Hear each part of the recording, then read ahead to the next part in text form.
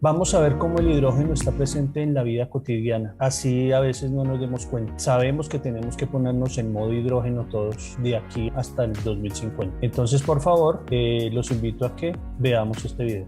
El hidrógeno está en nuestra vida diaria. Nosotros, si le aplicamos hidrógeno a altas presiones y temperaturas a las grasas saturadas en un proceso que se llama hidrogenación, pues obtenemos grasas sólidas como la margarina o la manteca industrial. Eso se hace. Pero tenemos otros usos. Es muy usado en la industria petroquímica para desulfurización o hidrocraqueo o hidroisomerización o desaromatización de hidrocarburos. Eso lo hacemos con el hidrógeno. En la industria de fertilizantes, para elaboración de fertilizantes y control de plagas, en la industria farmacéutica para fabricación de productos como por ejemplo el agua oxigenada, peróxidos. En la industria de fabricación del vidrio también se utiliza, y se utiliza mucho en la industria siderúrgica, en la fabricación de acero. Porque es que en la metalurgia se utiliza para reducción de óxidos metálicos para obtener metales puros. Se usa también en resonancia nuclear para estudiar las estructuras orgánicas a partir del deuterio. Se usa en la producción de amoníaco y metanol, fabricación de acero como ya dijimos, y elaboración de fibras plásticas como el poliéster y el nylon. Esas fibras no podrían existir si no fuera por el hidrógeno. Y debido a su llama de alta temperatura se usan procesos de corte de metales y en soldaduras por plasma. También se utiliza en la industria de semiconductores como gas refrigerante. Inclusive podemos purificar agua con el hidrógeno. Y actualmente se estudia su producción a partir de la pirólisis de los plásticos, o sea, hacer hidrógeno a partir de plástico. La demanda actual del hidrógeno en este año 2021 fue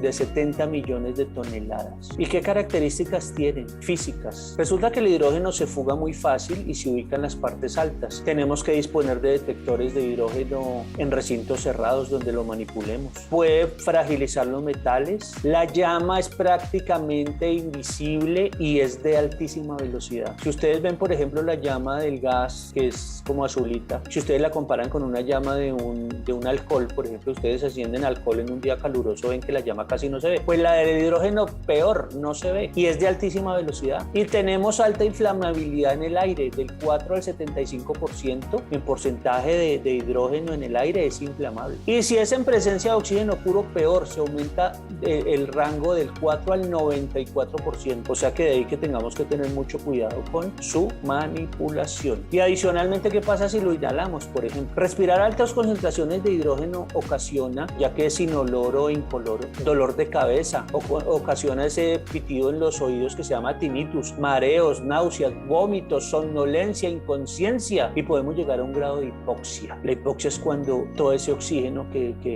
tenemos, que respiramos, se reemplaza por otro gas. Entonces prácticamente nos asfixiamos y la persona puede morir por hipoxia. El hidrógeno es un depresor del sistema nervioso central. Si usted lo respira, porque es un gas que se maneja frío, si usted lo respira, se puede quemar por frío. Es lo que se llama una heladura. ¿Y qué se puede quemar? Se puede quemar la faringe, la tráquea, los pulmones. Esas heladuras equivalen a uno quemarse, y son como quemaduras grado 1, 2 o 3, dependiendo. Pero una heladura puede llegar a ser tan nociva como una quemadura a 1000 grados centígrados. Entonces eso tenemos que tener mucho cuidado con eso. Se ha hablado algo del gas hidroxi, HHO, oxihidrógeno lo llaman, o gas oxídrico o hidrógeno hidróxido, el HHO. Hay muchas ventas en internet de estos dispositivos. Lo conectan a la batería de un auto y simplemente se realiza la electrólisis del agua. Sí, producen hidrógeno, porque si el hidrógeno es fácil de producir así por electrólisis. Lo utilizan como un aditivo para combustibles en calderas.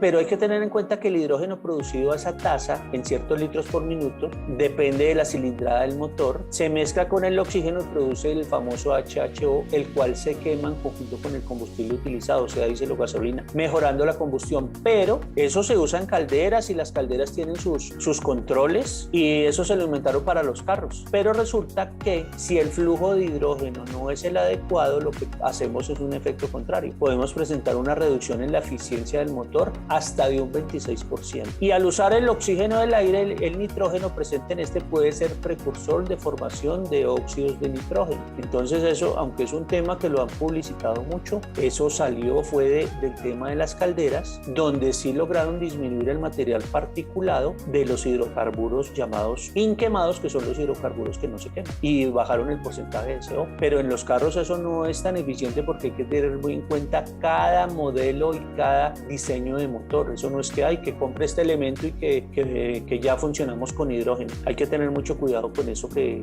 suministra porque puede ser un efecto bien nocivo. Y lo podemos también tener el hidrógeno en forma de hidruro metálico. El hidrógeno se almacena, se transporta. El hidruro metálico se maneja mucho en lo que son las denominadas fuel cells. Estas pilas que vemos acá, que si ustedes las ven una pila que ustedes tengan de esas tradicionales, si ustedes leen y dicen, por ejemplo, esta es de níquel hidruro metálico. Eso lo que hacen es que son unas pilas que duran mucho, pero son hechas a base de hidrógeno, esas pilas. O las pilas, las pilas que tenemos para los autos eléctricos de hoy en día, algunos híbridos y algunos vehículos eléctricos utilizan hidruro metálico. Entonces, hacen que se aumente la autonomía. Pero debemos conocer también esas connotaciones del hidrógeno y el por qué se habla de hidrógeno negro, gris, marrón, turquesa, azul o verde, inclusive amarillo, y que el gris y el turquesa tienen que ver con el gas natural. Eso hay que conocerlo, ya lo vamos a ver. Las celdas o fuel cells, llamadas home fuel cells, HFC, cuando las tenemos en el hogar o cuando las tenemos en los vehículos eléctricos, se llaman HFCVs, Hydrogen Fuel Cells Electric Vehicles. Y simplemente es lo que les mencionaba en alguna ocasión, es hacer como una electrólisis inversa. Unimos el hidrógeno por un lado con el oxígeno del aire por otro lado y obtenemos agua. Y fuera de eso obtenemos electricidad. El agua como un residuo y obtenemos la electricidad, que es con la que vamos a mover un vehículo. En la industria del hidrógeno se ha dado una connotación a los colores. Es una connotación que se le ha asignado para hacer referencia a la forma como se obtiene. Entonces se habla de hidrógeno negro cuando lo obtenemos a partir de hidrocarburos pesados no renovables como el petróleo o el carbón, con emisiones no controladas de CO2 y de CO a la atmósfera. Si lo sacamos a partir del gas natural por reformado de vapor de agua, pero sin captura de CO2 en un proceso que se llama SMR, se llamará hidrógeno gris. Si es a partir de la gasificación del carbón, o sea, en una cosa que se llama gas de síntesis, pero emitimos CO2 a la atmósfera, lo llamamos el hidrógeno marrón. El hidrógeno marrón junto con el gris y el negro se considera hidrógeno de altas emisiones. Entonces, por eso fue que se empezó a hablar del hidrógeno azul, a partir del gas natural con captura y almacenamiento de CO2 en unidades de captura de carbono, unidades CSU, y junto con el turquesa, que es otro hidrógeno de bajas emisiones, que se obtiene por medio de pirólisis y ya el carbono lo obtenemos en estado sólido. Ese es el turquesa. Obtener carbono, esto es una cosa que lo están haciendo los japoneses últimamente, obtener carbono en estado sólido es muy importante, porque ese carbono, con eso usted puede hacer fibras de carbono, inclusive con esas fibras de carbono podríamos hacer los mismos tanques para almacenamiento del mismo hidrógeno, que lo manejamos a alta presión. En los materiales que se llaman composite podemos utilizar fibras de carbono que son muy resistentes. Está el hidrógeno verde a partir de la electrólisis del agua de fuentes de energía renovables como la solar, la eólica, la hidroeléctrica o la geotérmica. Se considera hidrógeno de cero emisiones o hidrógeno renovable. Se obtiene también por medios biológicos, gasificación de la biomasa o el biogás. Y se está hablando del hidrógeno amarillo, que es el que se produce de forma mixta, es decir, de fuentes renovables y de hidrocarburos. Ese es el hidrógeno amarillo. En Colombia vamos a producir hidrógeno azul e hidrógeno verde. Inclusive, como lo vamos a producir de pronto mixto, también produciremos hidrógeno amarillo. Aquí vemos lo que llaman las HRS modulares, Hydrogen Refueling System. Esto es en Fort Collins, Colorado, una estación de suministro de hidrógeno. Ellos tienen sus surtidores marcados como H35 y H70, haciendo referencia a las presiones que se manejan, porque tener 35 quiere decir que tenemos 35 megapascales y tener 70 son 70 megapascales, que es lo mismo que veíamos en una diapositiva como lo venden en Alemania. 35 megapascales equivale a 350 bares y 70 megapascales equivalen a 700 bares. Entonces, realmente el hidrógeno es un desafío económico para la obtención. Eso no está del todo superado en el mundo. Estados Unidos invierte 1.200 millones de dólares al año en investigación y desarrollo en hidrógeno. Europa 300, Japón 250 millones. ¿Para qué? Para poderlo obtener barato a partir de energías renovables. Porque el hidrógeno, como ya hemos visto, se saca fácil. ¿Que cuesta? Sí, cuesta sacarlo. Pero ahorita el desafío es sacarlo barato. Por eso se está trabajando, en el caso de Europa, con energías nucleares, en el caso de lo que llaman las centrales nucleares de cuarta generación, para poder producir hidrógeno. Entonces, tenemos nosotros que conocerlo, capacitarnos en su manejo seguro y prácticamente crear toda esa cultura a partir de la cultura del hidrógeno. Por eso, en el mundo se creó el Consejo del Hidrógeno. Fue creado en el año 2017. Lo crearon 13 compañías y ya en enero de este 2021 ya habían más de 107 compañías. Es una iniciativa mundial para desarrollar proyectos de hidrógeno, por lo que les digo, por el cambio climático. Entonces hay muchas compañías multinacionales, hay automotrices como BMW, Toyota, General Motors, Volkswagen, fabricantes de motores como MAN, empresas vinculadas a diversos sectores como Parker, por ejemplo, Kawasaki, Cummins, Weichai, pero también están las multinacionales petroleras. Está la BP, la Shell, la Repsol, Total, Aramco, que es la principal petrolera árabe, están metidos en eso. Chevron. Está grandes compañías eléctricas como la Tokyo Gas, que producen electricidad a partir del gas. Y los puertos como Rotterdam en Holanda, porque es que resulta que uno de los objetivos que se tienen en Europa es que hacer que los puertos trabajen con hidrógeno. Pero también están compañías energéticas como Siemens, Bosch, Honeywell, Schaeffler. Schaeffler es hoy en día una gran productora de equipos para vehículos híbridos, por ejemplo. Están compañías de la industria de los gases como Linde y Air Liquide, fábrica de tanques como Char, las llantas como Michelin, empresas de transporte marítimo como la MSC y la japonesa NYK, compañías aeronáuticas como Airbus e inclusive Microsoft, sobre otros están ya, por citar solo algunos, pero ya digamos que todas las compañías del mundo se están metiendo en el tema. Hay un proyecto de inversión de interés común de la Unión Europea que se llama el IPCEI H2, Investing Project European Common Interest. Se otorgaron 9.000 millones de euros para el desarrollo de hidrógeno verde en junio del 2020. Miren la magnitud de las inversiones que se hacen para hidrógeno verde. Entonces eso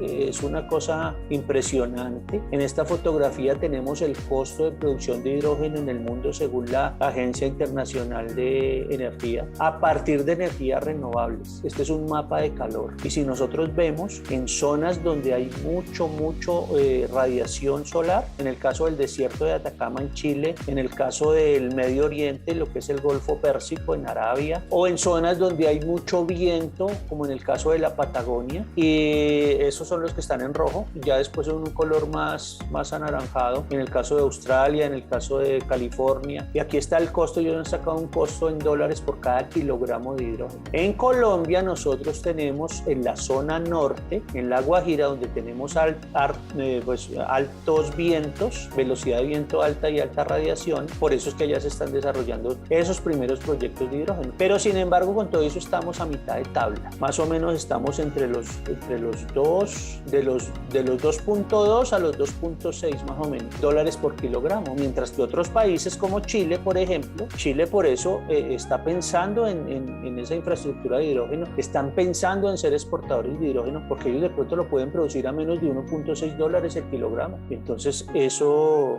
Este mapa lo que muestra es qué tan costoso puede llegar a ser y poder desarrollar eso. Entonces, prácticamente lo que nosotros debemos hacer como país es pedir prudencia en la implementación del hidrógeno. Algunos gobiernos, no solo en Colombia, sino en el mundo, tienen afán de mostrar resultados presionados por el Acuerdo de París, pero pueden poner en riesgo la seguridad energética de sus propios países al tomar decisiones apresuradas por mostrar el uso masivo de energías alternativas o por mostrar simplemente que son gobiernos ambientalistas. En octubre del 2021 el costo del kilovatio por hora en España pasó de los 288 euros, cuando hace un año, en octubre del 2020, era de 43 euros, o sea 7 veces más. Europa estuvo en riesgo de no tener energía de calefacción en su invierno debido a que apostó buena parte de su demanda a la energía eólica y los vientos simplemente no llegaron en la cantidad prevista y habían descartado gran parte del gas ruso que tradicionalmente los había atendido. El gas ruso subió su precio entonces,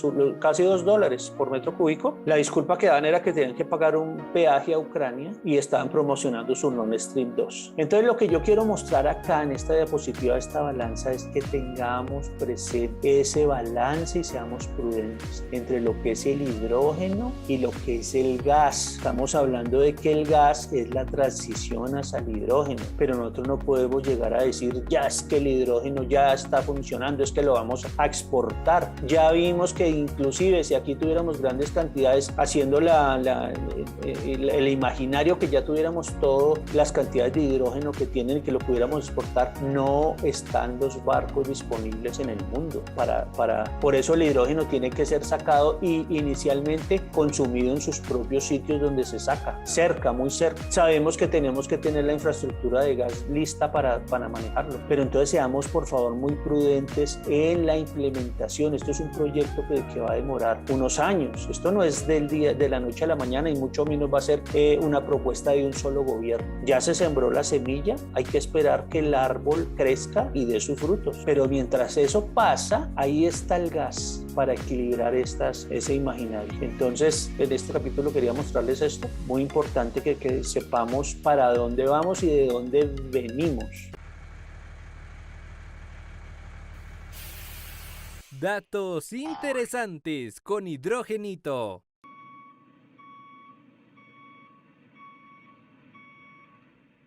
Almacenamiento de hidrógeno en forma de hidruro metálico. En aplicaciones que requieren bajo peso, el hidrógeno se inserta en los átomos de los diversos metales y aleaciones a base de magnesio, titanio, hierro, manganeso, níquel o cromo, formando lo que se llama un hidruro metálico. Se obtiene mayor densidad de energía por unidad de volumen. El peso de los metales es una restricción. Se requiere calor para sacar el hidrógeno. Se usa en pequeñas baterías domésticas. Así como existen las generaciones X, Y y Z, los millennials y los centennials, ya se comienza a hablar de la generación H. Y es aquella en donde dentro de los múltiples pensamientos y roles de los jóvenes está el hidrógeno como parte integral de su formación.